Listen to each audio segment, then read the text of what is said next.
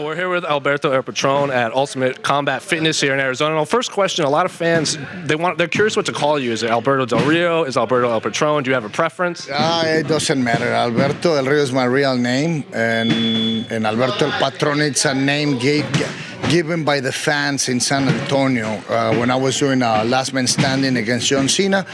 Long story short, La Raza were picking me up from the floor saying, hey, get up, Patron, you have to win this for La Raza. So it was a pretty cool experience, and the history behind the nickname of El Patron is pretty cool. So I started using it because it was given by the people. Well, of course, here in Arizona, you live in San Antonio, if I'm not mistaken correctly. So why come out to Arizona? Did you need to separate yourself from your family? Did you need to feel like you're in fight camp as a legitimate athlete? Why the move all the way to Arizona? A little bit of every reason you just mentioned.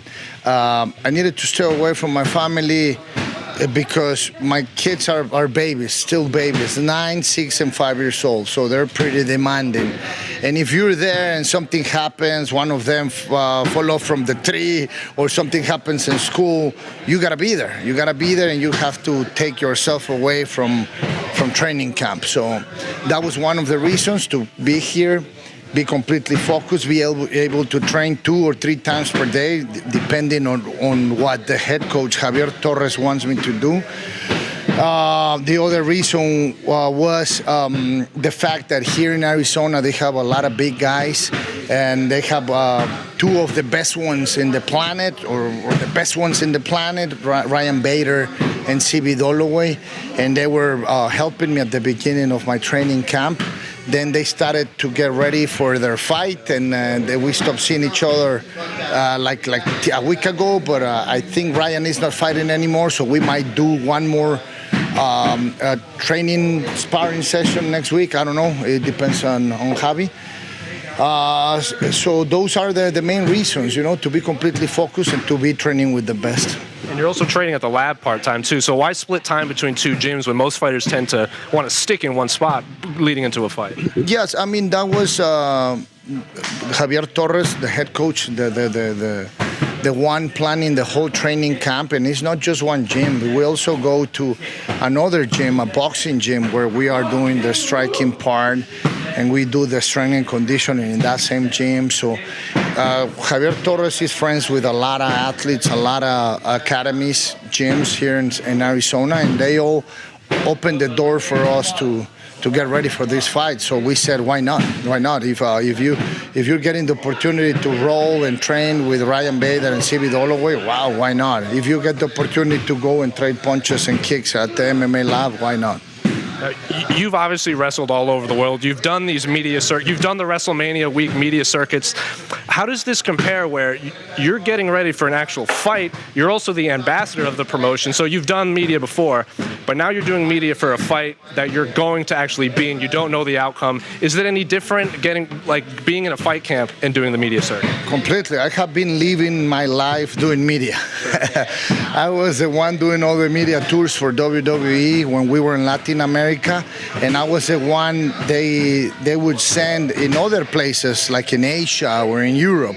Why? I have no clue, but I was the one being sent.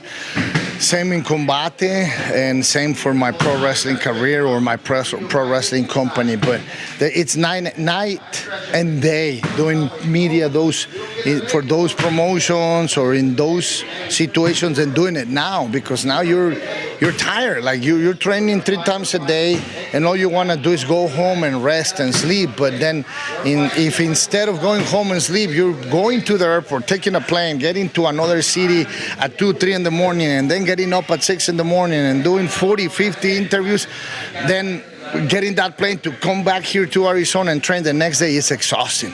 I've been doing 3 different media days since I came here to do my training camp. 1 was in New York, 2 in LA. And every single time after doing that media day, the next day here in Arizona for my training camp, I'm exhausted. Yeah. I don't have the same strength. I don't move the same way. Yesterday, I just got back from doing a media day in LA. We did 15 hours of media. in LA, and I came here. I just crashed in my bed, went for a run, and then I did some strength and conditioning around 3. And then at night, we had a night session at 8, 9 p.m., and I could feel that. I could feel my punches really slow, the energy. I have good cardio, but yesterday I was tired after only 30 minutes, feeling better today, but it's a big difference, man. Well, your words kind of remind me of what Jorge Masvidal said leading into his fight. He stopped doing media. He quit. He goes, I don't want to do this anymore because I'm fighting Nate Diaz. That's all I care about. Are you in that point now where you just forget the media, you just want to get in the cage at this point? Well, I don't. You know, I love Mike Afro and my boss, Campbell McLaren, but yes, man, I'm right there because now we are just weeks away, days away from the fight. I'm starting to feel homesick. My kids are calling me because they miss me. My sisters are calling me because there are situations with my kids at home, and it's a little bit of everything. And then you started to feel your body is starting to feel training camp, shoulders, elbows, and everything. And I'm right there right now where I train, I want to go home. Like these past 2 days, I'm always smiling, man. I'm a really nice guy. Everybody wants to talk to me, but I think these past 2 days, everybody has been like, "Oi, here comes Alberto. Let's go to the other side." I think they're trying to avoid me, bastards. And it's just, it's everything. I said this in LA last night. I said, I wish the fight is tomorrow.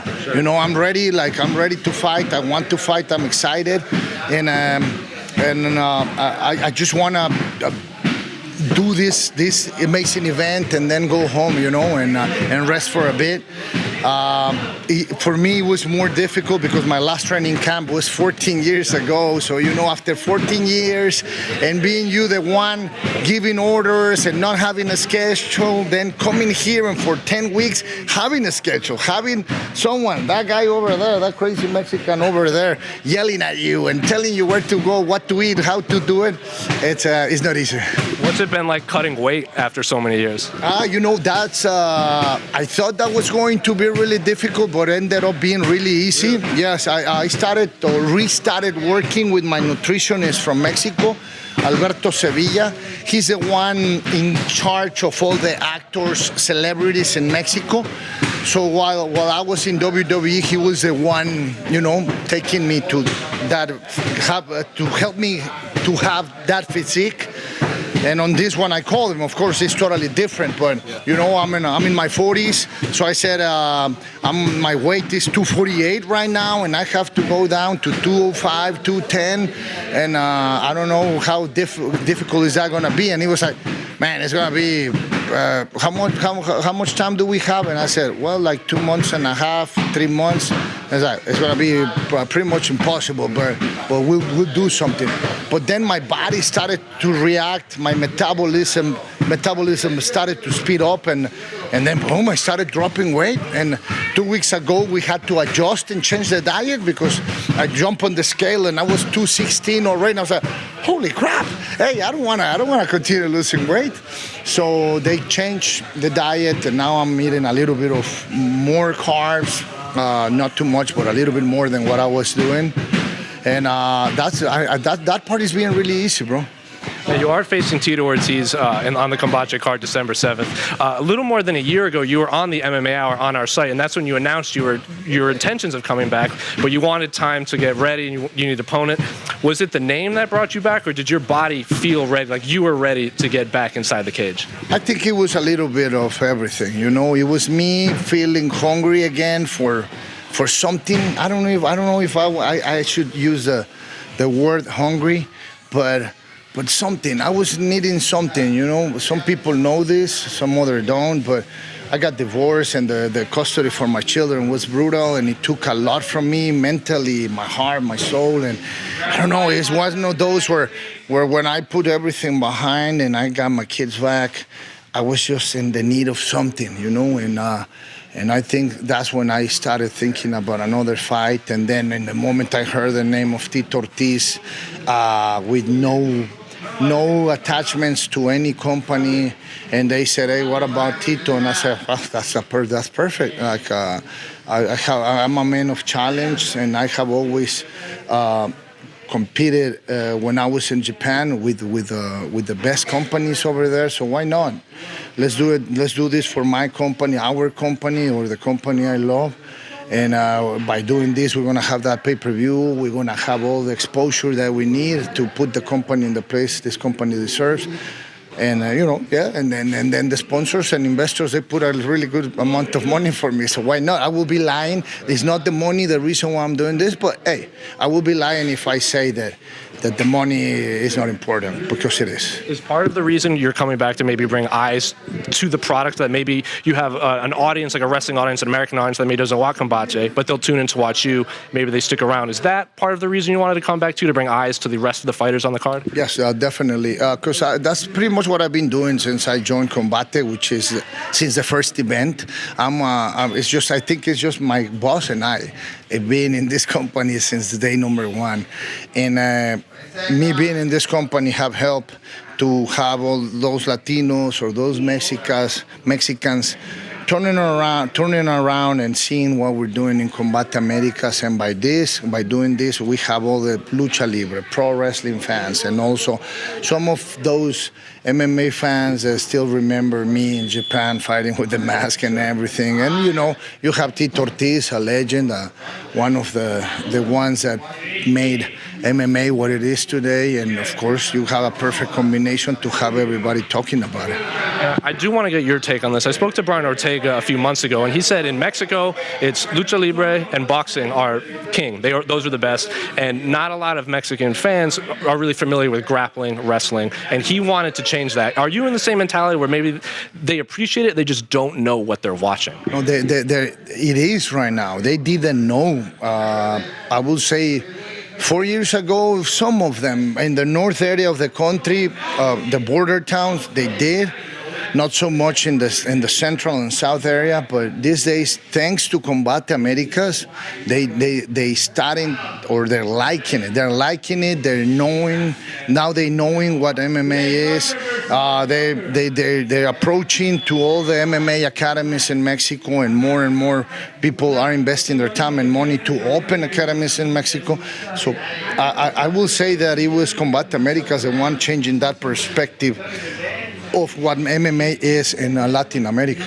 And I believe the tagline for this fight is, "What side are you on?" It's like wrestling versus MMA. But when you see Tito Ortiz, a Mexican-American, walking around with his red hat that says "Make America Great Again," are you nervous at all, being that close to the border, that it might turn kind of hostile if he walks out with that hat and some situation might come about? Well, no, not really.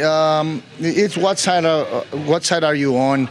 Yes, pro wrestling, MMA, Alberto, Tito, Mexico, United States. But, it's just one of those where I just don't know where Tito's head is, because to me, he contradicts himself, because he is proud. I'm not going to be one of those a-holes trying to make people hate Tito because he's wearing that hat. I don't understand why he's doing it, because I know he's proud of his Mexican side. And, years back, I remember seeing Tito with the Mexican flag. And me, still in Mexico, because I was not living in the United States back then, I was like, hey, that's pretty cool for this guy to be bringing the Mexican flag into this fight.